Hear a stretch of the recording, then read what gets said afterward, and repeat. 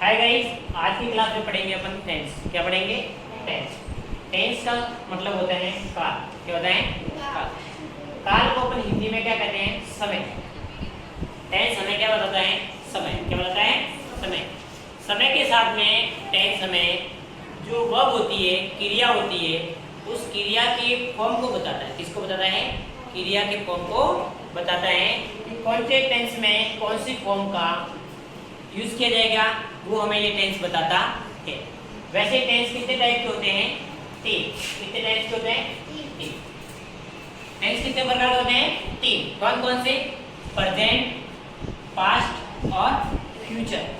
Present, past और future. Present को हिंदी में कहते हैं वर्तमान काल। क्या कहते हैं? वर्तमान काल। पास्ट को हिंदी में कहते हैं भूतकाल। क्या कहते हैं? भूतकाल। और फ्यूचर को इंग्लिश में कहते हैं, और हिंदी में क्या कहते हैं? भविष्य का। क्या कहते हैं? भविष्य का। जो अभी आपके वर्तमान में चल रहा है उसी को अपन प्रेजेंट कहते हैं। जैसे अपन अभी क्या कर रहे हैं? पढ़ रहे हैं। ये आपका कौन सा टेंस हो गया? Present tense. कल अपन ने पढ़ा था, कल अपन ने काम किया था, वो समय बीत चुका है, उसे अपन कहेंगे पास्ट टेंस। क्या कहेंगे? Past tense. और फ्यूचर में जो भविष्य में आने वाला है, कल अपन जैसे घूमने जाएंगे, कल वहां जाएंगे, वो आपका कौन से टेंस की बात कर रहा है? फ्यूचर की। कौन से टेंस की बात कर रहा है? फ्यूचर। तो इंग्लिश में कितने टेंस होते हैं आपके? 3। प्रेजेंट, पास्ट और फ्यूचर। सबसे पहले इस क्लास में अपन देखेंगे कि प्रेजेंट टेंस, और प्रेजेंट टेंस के 4 रूप होते हैं: अफर्मेटिव, नेगेटिव, इंट्रोगेटिव और इंट्रोगेटिव नेगेटिव। इस क्लास में अपन सिंपल, जो प्रेजेंट सिंपल है, उस प्रेजेंट सिंपल के बारे में पढ़ेंगे कि प्रेजेंट सिंपल में क्या क्या होता है, कैसे सेंटेंस आते हैं, कैसे उसको सेंटेंस को अपन बनाते हैं, उसके बारे में पढ़ेंगे। देखिए, पहला प्रेजेंट सिंपल। प्रेजेंट सिंपल का छोटा सा एक फॉर्मूला है कि वाक्य को कैसे बनाते हैं। प्रेजेंट सिंपल को वाक्य को बनाने के लिए सबसे पहले आपके पास क्या होना चाहिए? सब्जेक्ट। क्या होना चाहिए? सब्जेक्ट। और सबसे सब्जेक्ट के बाद में आपके पास क्या होनी चाहिए? वर्ब। क्या होनी चाहिए? वर्ब। और वर्ब के कौन सी होनी चाहिए? वर्ब फर्स्ट फॉर्म होनी चाहिए। कैसी होनी चाहिए? First form. वैसे वर्ब के 5 फॉर्म होते हैं। कितने होते हैं? वर्ब के 5 फॉर्म होते हैं: first form, second form, third form, fourth form और 5 फॉर्म। जैसे मान लो कोई, मैं एग्जांपल लेता हूँ। फर्स्ट फॉर्म जैसे गो, वेंट, सेकंड फॉर्म होगी गॉन, थर्ड फॉर्म होगी गोइंग, उसको आईएनजी फॉर्म कहते हैं। चौथी फॉर्म है गोइंग। आईएनजी फॉर्म उसको, उसका अगर बताते हैं, किसी वर्ब होती है, वर्ब के एंड में आईएनजी लगाते हैं, इसे आईएनजी फॉर्म कहते हैं चौथी फॉर्म को। और 5 फॉर्म होगी वो आपकी एस या ईएस होगी। जैसे मान लो गोज हो गया। इस प्रकार अपन इंग्लिश में 5 फॉर्म होती है वर्ब की। प्रेजेंट सिंपल में आपको वर्ब की कौन सी फॉर्म लगानी है? First form. क्या लगानी है? First form. और फर्स्ट फॉर्म के साथ में एस या ईएस का यूज करना है, और इसके बाद आपका क्या होगा? ऑब्जेक्ट। सबसे पहले आपको इस बात का ध्यान रखना है कि जो प्रेजेंट सिंपल होगा, प्रेजेंट सिंपल में जो आपके दैनिक जो रूटीन में कार्य आते हैं, नित्य कार्य आते हैं, सार्वभौमिक यूनिवर्सल फैक्ट आते हैं, ऐसे सेंटेंस आपके प्रेजेंट सिंपल में यूज किया जाएगा। जैसे लिखा भी हुआ है रूटीन, एक्शन और अत्यंत कार्य या नित्य कार्य। जैसे आप देख लो, हमेशा आपकी जो स्थिति है उसमें कोई परिवर्तन नहीं किया जाता, वो आपके प्रेजेंट सिंपल में है। जैसे सूर्य है, सूर्य कौन सी दिशा में उगता है? पूर्व में। उसकी दिशा चेंज हो सकती नहीं है।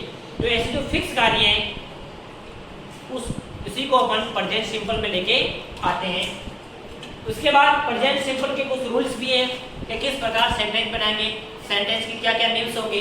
देखिए, अगर आप प्रेजेंट सिंपल में वर्ब की फर्स्ट फॉर्म लगा रहे हैं तो फर्स्ट फॉर्म लगाते हैं, और सब्जेक्ट फर्स्ट फॉर्म के साथ में आपका जो सब्जेक्ट आएगा, सब्जेक्ट कहना होना चाहिए third person.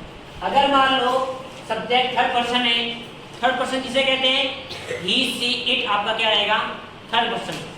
He, she, it है, वो आपका क्या है? थर्ड पर्सन है। तो थर्ड पर्सन के वर्ब के अंत में क्या होगा? एस या ईएस लगाया जाएगा। इस बात को आपको ध्यान रखना है। अगर मान लो कोई सेंटेंस में आपका थर्ड पर्सन आ रहा है, थर्ड पर्सन ही से इट है, उसके साथ में कोई भी वर्ब आएगी, उस वर्ब के अंत में क्या लगेगा, एस या ईएस, इस बात का ध्यान रखना है। उसके बाद दूसरी बात है एस या ईएस कब लगेगा, वो भी आपको ध्यान रखना है कि उस वर्ब के अंत में जो भी आप वर्ब होगा, उस वर्ब का जो अंतिम अक्षर है, उस अंतिम अक्षर क्या क्या होना चाहिए, या तो अंतिम अक्षर ओ होना चाहिए, या आपका एस होना चाहिए, एच एस होना चाहिए, सी एस होना चाहिए, या डबल एस होगा। इसी केस में आपको उस वर्ब के पीछे ईएस लगाओगे, वरना लगाने की आवश्यकता नहीं है, इस बात का ध्यान रखना है। तभी आपका ईएस लगेगा, वरना ईएस लगेगा नहीं। और शेष वर्ब आएगी, शेष वर्ब यथावत रहेगी, उसमें कोई ईएस लगाने की आवश्यकता नहीं है। ईएस कब लगाना है, जब आपका थर्ड पर्सन है और ये तमाम जो है ये जो अंतिम अक्षर है वो होंगे, तभी आपके ईएस का यूज करना है।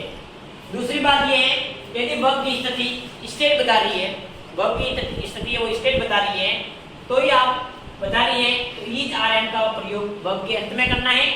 उसके बाद अब वर्ब की स्थिति आपकी स्वामित्व या पोजीशन बता रही है, तो वहां आपको हैज हैव का यूज करना है। ये तो कुछ उसके नियम है प्रेजेंट सिंपल के। उसके बाद देखिए प्रेजेंट सिंपल के कुछ एग्जांपल लेते हैं अपन। मैं वहां जाता हूं या जाती हूं, मैं वहां जाता हूं या जाती हूं, इसका अपन इंग्लिश क्या बनाएंगे, देखिए इसका अपन इंग्लिश बनाते हैं। आई का मतलब क्या होता है, आई का मतलब क्या होता है, मैं, आई का मतलब क्या होता है, मैं। सबसे पहले सॉरी अपन को ये देखना है कि आपका सब्जेक्ट क्या है, आपकी वर्ब क्या है और आपका ऑब्जेक्ट क्या है। आपका सब्जेक्ट क्या है, आई, मैं का मतलब क्या होता है, आई, और जाने, उसके बाद वर्ब, वर्ब क्या है, गो, वर्ब क्या है, गो, गो, और देयर। अब आप बोलोगे यहां पर ईएस क्यों नहीं लगाया, ईएस इसलिए नहीं लगाया क्योंकि आपका यहाँ थर्ड पर्सन नहीं है, यह आपका फर्स्ट पर्सन है। आई ये आपका फर्स्ट पर्सन है, इसलिए यहाँ पर ईएस लगाया नहीं। अगर यहाँ पर थर्ड पर्सन होता तो अपन गो के पीछे ईएस लगाते। कब लगाते हैं, जब थर्ड पर्सन होता। नेक्स्ट सेंटेंस है देखिए, वह जाती है, वह जाती है या जाता है, मतलब सी, आपका ही, सी और इट आपका थर्ड पर्सन है, इसलिए सब्जेक्ट देखो, वर्ब देखो और ऑब्जेक्ट्स में देखो। इसमें सब्जेक्ट है आपका सी, और सी आपका कैसा है, थर्ड पर्सन। कैसा है, थर्ड पर्सन। जाने को इंग्लिश में क्या कहते हैं, गो, और गो के पीछे अपन क्या लगाएंगे, ईएस। क्या लगाएंगे, ईएस। क्या लगाएंगे, ईएस, और वहां दिया। तीसरा है वे जाते हैं, जाती है। दे आपका थर्ड पर्सन नहीं है, दे, वो, देयर, इसके पीछे ईएस लगाया नहीं क्योंकि ये आपका थर्ड पर्सन नहीं है। ये तो आपके प्रेजेंट सिंपल का है, ये अफर्मेटिव सेंटेंस है। कैसे है, ये आपके प्रेजेंट सिंपल में अफर्मेटिव सेंटेंस है। अब अपन प्रेजेंट सिंपल में पढ़ेंगे कौन से सेंटेंस, नेगेटिव सेंटेंस। कौन सा सेंटेंस, नेगेटिव, जो नकारात्मक वाक्य का सेंस देते हैं। नकारात्मक वाक्य का सेंस वे देते हैं, देखिए नकारात्मक वाक्य सेंटेंस है उसको कैसे बनाते हैं, ध्यान रखिए। नकारात्मक वाक्य के सेंटेंस बनाने का फॉर्मूला क्या है, आपके पास सब्जेक्ट होना चाहिए, सब्जेक्ट के साथ में डू या डज होना चाहिए। क्या होना चाहिए, डू या डज होना चाहिए। उसके बाद क्या लगाओगे अपन, नॉट। क्या लगाएंगे, नॉट। नॉट के साथ में वर्ब की कौन सी फॉर्म लगाएंगे, फर्स्ट वर्ब, और आपके पास क्या होना चाहिए, ऑब्जेक्ट। ये तमाम चीजें आपके पास होगी, तभी अपन उस सेंटेंस को सही तरह से बना पाएंगे। देखिए एक सेंटेंस लेते हैं, अच्छे विद्यार्थी समय बर्बाद नहीं करते। क्या लिखा हुआ है, अच्छे विद्यार्थी है वो समय बर्बाद नहीं करते। उससे पहले मैं आपको बताना चाहता हूँ कि डू और डज का अपन प्रयोग कैसे करेंगे। डू और डज होता क्या है, तो डू और डज आपकी एक हेल्पिंग वर्ब होती है। क्या होती है, हेल्पिंग वर्ब। हेल्पिंग वर्ब वो होती है जो मेन वर्ब के साथ क्या करती है, सहायता करती है, इसीलिए अपन उसे हेल्पिंग वर्ब कहते हैं। हेल्पिंग वर्ब बहुत सारी होती है वैसे, लेकिन अपने इसमें डू और डज का यूज करना है। डू का यूज तब करना है जब आपका प्लूरल सब्जेक्ट हो। क्या हो, प्लूरल सब्जेक्ट होगा प्लूरल सब्जेक्ट के साथ में आपको डू लगाना है, और सिंगुलर सब्जेक्ट है वह आपको क्या लगाना है, डज लगाना है। और डज कब लगाना है, जब third person he she it होगा उसके साथ आपको डज लगाना है। देखिए सहायक क्रिया डू का प्रयोग आई के साथ में, और आई का क्या होना चाहिए, प्लूरल सब्जेक्ट। उसके साथ में डज का प्रयोग कब लगाना है, थर्ड पर्सन होगा आपका, और थर्ड पर्सन कैसा होना चाहिए, सिंगुलर। और थर्ड पर्सन कौन कौन से होते हैं, ही सी इट के साथ में आपका डज लगेगा। उसके ये सहायक क्रिया है, और भी सहायक क्रिया देखिए आपकी हेल्पिंग वर्ब कौन कौन सी है, is are am, was were, do does, shall be, has have, had और डिड। ये तमाम आपकी क्या है, सहायक क्रिया है जो मेन वर्ब के साथ में सहायता करती है। लेकिन इसमें अपन पढ़ेंगे सिर्फ डू और डज। क्या पढ़ेंगे, डू और डज ही पढ़ेंगे। डू कैसे कार्य करता है, डज कैसे कार्य करता है। देखिए अच्छे विद्यार्थी समय बर्बाद करते नहीं है। अच्छे विद्यार्थी ये आपका प्लूरल सब्जेक्ट क्या है, प्लूरल सब्जेक्ट है, ये आपका सब्जेक्ट हो गया। उसके बाद में यहाँ पर प्लूरल सब्जेक्ट होगा तो क्या लगाएंगे अपन, डू लगाएंगे, और डू के साथ में क्या लगेगा, नॉट लगेगा। उसके बाद में आपकी जो वर्ब है वो क्या है, वेस्ट। क्या है, वेस्ट। बर्बाद आपकी वर्ब होगी, और बाकी आपका क्या हो गया, ऑब्जेक्ट। तो देखिए good student do not waste time, अच्छे विद्यार्थी समय बर्बाद नहीं करते। गुड स्टूडेंट सब्जेक्ट हो गया, डू नॉट आपकी हेल्पिंग वर्ब होगी, डू आपकी हेल्पिंग वर्ब होगी, और डू के साथ में क्या लगा दिया आपने, नॉट लगा दिया, और वेस्ट आपकी वर्ब होगी, और टाइम आपका क्या हो गया, ऑब्जेक्ट हो गया। दूसरा सेंटेंस है मैं बड़ों का निरादर नहीं करता। मैं बड़ों का निरादर नहीं करता, मैं बड़ों का निरादर नहीं करता। उसका अपन बताते, देखिए आई सब्जेक्ट है, उसके बाद आई के साथ में क्या लगेगा, डू लगेगा। उसके बाद में निरादर आपका क्या है, वर्ब है। निरादर क्या आपकी वर्ब है, और बाकी वो आपका क्या है, ऑब्जेक्ट है। तो I do not disrespect the older, तो आई आपका सब्जेक्ट हो गया, डू आपकी हेल्पिंग वर्ब होगी, डिसरेस्पेक्ट आपके वर्ब होगी, और द ओल्डर आपका क्या हो गया, ऑब्जेक्ट हो गया। क्या हो गया, इस प्रकार से अपन नेगेटिव सेंटेंस बना सकते हैं। तीसरा आपका है कि प्रेजेंट सिंपल में ही जो इंट्रोगेटिव सेंटेंस होते हैं वो कैसे बनाते हैं। जैसे सेंटेंस इंट्रोगेटिव प्रश्नवाचक वाक्य होते हैं वो कैसे बनाते हैं। जैसे मान लो किसी से प्रश्न पूछते हैं अपन, तो उसके सेंटेंस कैसे बनाएंगे वो देखिए। उसका बनाने का फॉर्मूला क्या है, आपके पास क्या होना चाहिए, हेल्पिंग वर्ब, हेल्पिंग वर्ब के बाद क्या आएगा, सब्जेक्ट, सब्जेक्ट के बाद क्या आएगी, वर्ब, और वर्ब के बाद आपका क्या आएगा, ऑब्जेक्ट। क्या आएगा, ऑब्जेक्ट। इस प्रकार से अपन पूरा क्या बनाएंगे, एक प्रश्नवाचक वाक्य बनाएंगे। पहला वाक्य देखिए इंट्रोगेटिव का, क्या आप अपने देश से प्रेम करते हैं, क्या आप अपने देश से प्रेम करते हैं। लास्ट में क्या लग गया आपका, प्रश्नवाचक। क्या लग गया, प्रश्नवाचक लगते ही आपका ये इंट्रोगेटिव सेंटेंस हो जाता है। इस बात का आपको ध्यान रखना है। अगर मान लो किसी सेंटेंस के पीछे अंत में क्या लगा है, प्रश्नवाचक, वो आपका इंट्रोगेटिव सेंटेंस होगा। बाकी ऊपर देखिए, ऊपर में किसी में भी इंट्रोगेटिव लिखा हुआ है नहीं है, किसी के ऊपर नहीं है, इसलिए बाकी वाले आपके इंट्रोगेटिव नहीं है। देखिए अब क्या आप अपने देश से प्रेम करते हैं, मतलब क्या आप, मतलब यू, मैंने क्या बोला है कि आपके ही सी इट होगा, उसके साथ ही आपका क्या लगेगा, डज लगेगा। बाकी के साथ में आपका क्या लगेगा, डू। क्या लगेगा, डू। तो सबसे पहले अपन क्या लेके आएंगे, हेल्पिंग वर्ब डू लेके आएंगे। उसके बाद में आपका यू सब्जेक्ट है, और लव आपका वर्ब है, और योर कंट्री आपका क्या है, ऑब्जेक्ट है। या आपकी हेल्पिंग वर्ब हो गई, या आपका सब्जेक्ट हो गया, या आपकी वर्ब होगी, और या आपका क्या हो गया, ऑब्जेक्ट हो गया। इसी प्रकार दूसरा वाक्य है, क्या प्रत्येक विषय नवीन ज्ञान देता है। क्या आपका जो प्रत्येक विषय है वो आपको नवीन ज्ञान देता है। तो क्या प्रत्येक का मतलब होता है डज। क्या does every subject give new knowledge. Every subject, does क्या हो गया आपका हेल्पिंग वर्ब होगी, एवरी सब्जेक्ट आपका सब्जेक्ट हो गया, और गिव आपकी वर्ब होगी, और न्यू नॉलेज है वो आपका क्या हो गया, ऑब्जेक्ट हो गया। हेल्पिंग वर्ब, सब्जेक्ट, वर्ब और ऑब्जेक्ट। अपन को ये निकालना था, ये निकल के अपने सामने आ गया। उसके बाद में इंट्रोगेटिव सेंटेंस में WS वर्ड वाले भी सेंटेंस आते हैं। WS वर्ड कौन कौन से आपको यूज करने हैं, देखिए छोटा दिया हुआ डायग्राम है इसमें।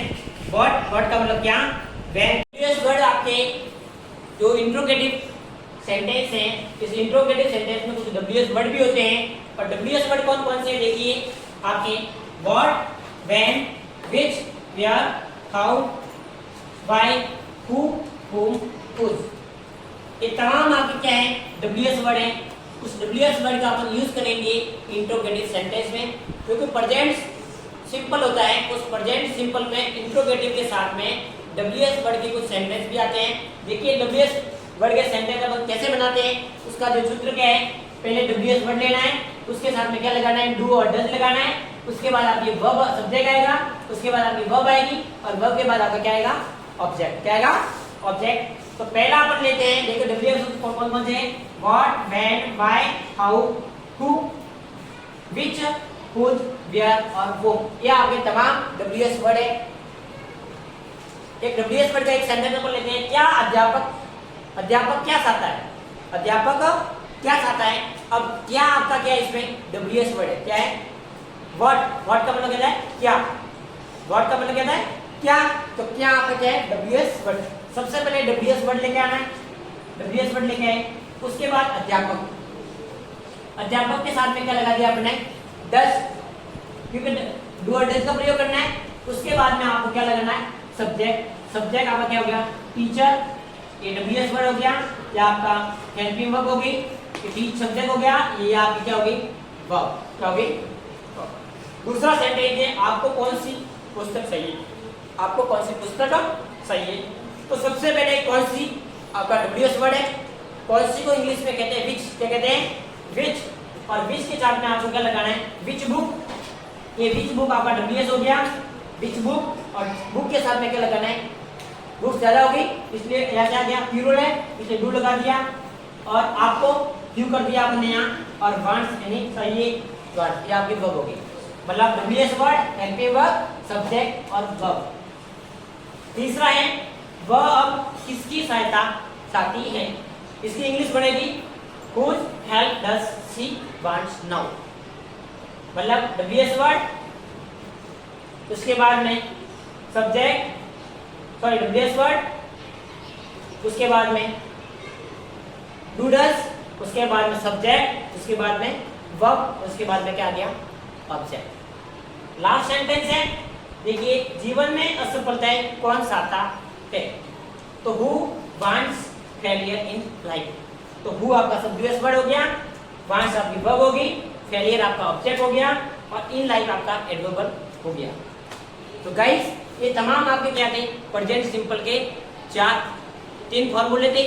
आपके प्रेजेंट सिंपल में एक बाकी रह गया है, वो कौन सा था, इंट्रोगेटिव नेगेटिव, वो आपको कल की क्लास में बताया जाएगा।